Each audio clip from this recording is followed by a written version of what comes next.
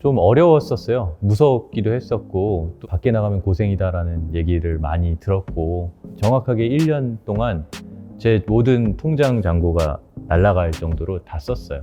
투자를 받는다거나 이런 것들이 되게 생소하던 시절이었고 딜 한 번도 못했고 큰일 났다. 그래서 이걸 어떻게 할까 고민을 하던 찰나에 제비가 날라왔죠. 중국의 항저우라는 팀의 단장과 또 감독이 저한테 의뢰가 왔었어요.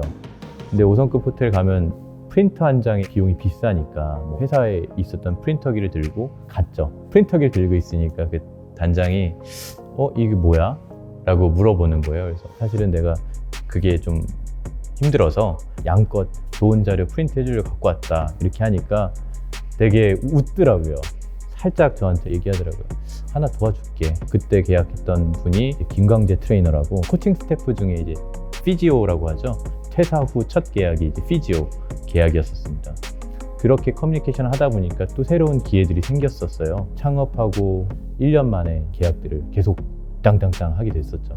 완벽하게 이제 변곡점이 생겼던 그런 계기가 됐었습니다. 안녕하세요. 스포츠 에이전트라는 그 영역에서 시작을 해서 토탈 클라이언트 매니지먼트로 발전하고 있는 DJ 매니지먼트의 이동준 대표라고 합니다. 저희 DJ 매니지먼트는 인스파이어드 아시안 매니지먼트라는 회사의 이제 모 기업이고요. 그리고 인스파이어드 아시안 매니지먼트 같은 경우는 스포츠 마케팅, 광고, 인도스먼트, 그리고 스포츠 유통 업무까지. 그다음에 스포츠 마케팅, 특히 이제 광고 부분도 삼성전자, 신한은행, 그 대기업들과도 콜라보를 함께하는 이런 프로젝트 기업이 된다고 생각하시면 됩니다.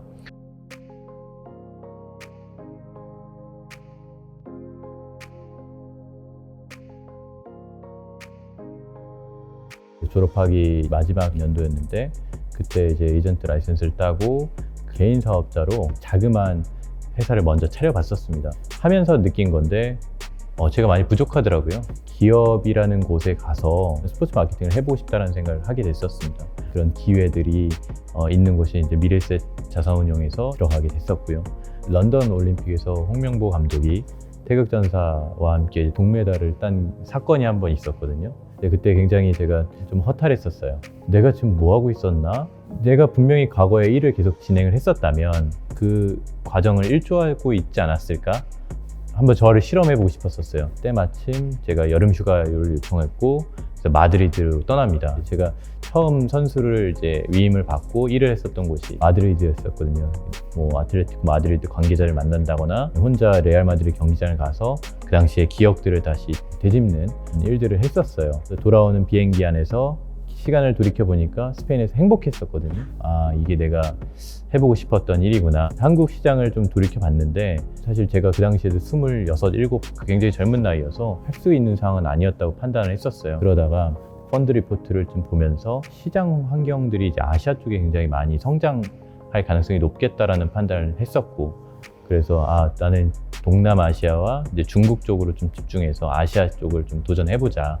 여기에서 내가 전문가가 되면 유럽에서도 뭔가 이제 맞장구 칠 수 있는 힘을 기를 수 있지 않을까? 회사의 슬로건을 짓잖아요. Far East Asia Expert라는 이름을 걸고 중국을 먼저 타진을 시작했었어요. 다 말씀드리긴 힘들지만 드라마틱하게 임태민이라는 선수가 이제 강원 FC에서 나와서 충칭 FC라는 중국 팀에 이적을 시켰습니다. 저 스스로 이제 매니지먼트는 어떤 건지를 정립할 수 있는 좋은 기회가 됐었죠. 감정을 다시 한번 느끼고 싶다라는 생각으로 퇴사를 결심을 하게 됐고 그리고 나서 이제 DJ 매니지먼트를 설립하게 된 거죠.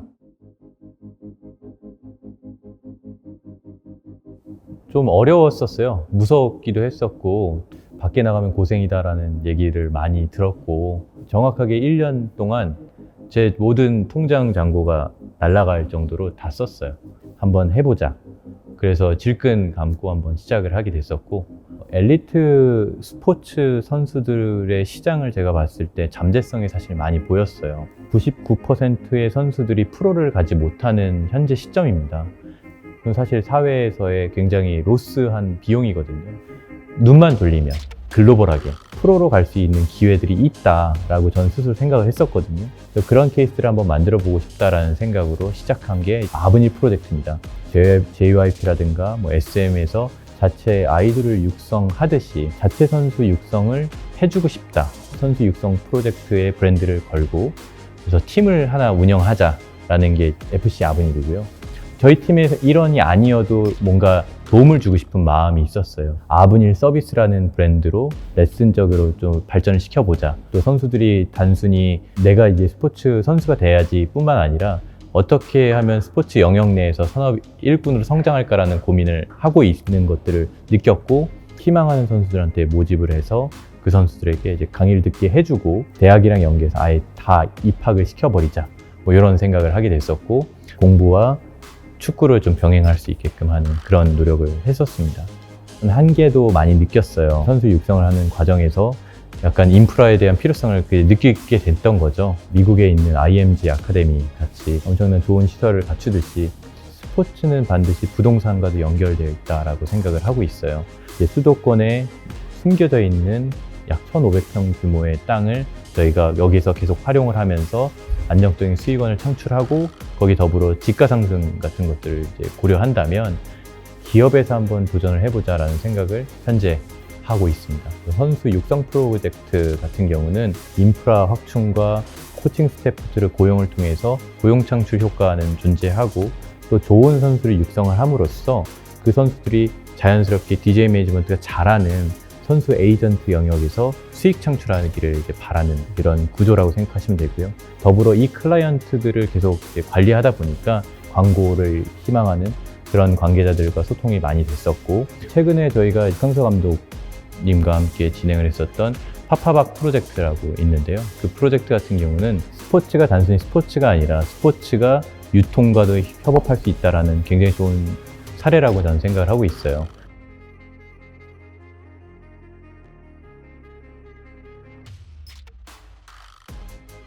사원이 뭐냐면 홍익인간이에요.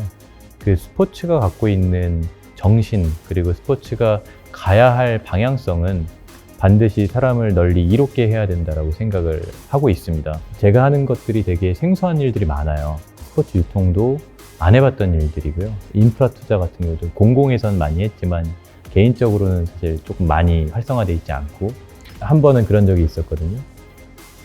내가 왜 엔터테인먼트 쪽을 안 했지?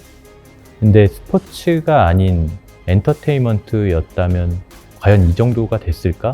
라는 생각이 들고요. 스포츠는 그 국가에 대한 그런 자긍심과 행복감을 좀 줄 수 있는 정말 킬러 컨텐츠다라는 생각을 느꼈었고요. 이러한 부분들을 자꾸 많은 사람들한테 알려주는 일을 하고 싶어요.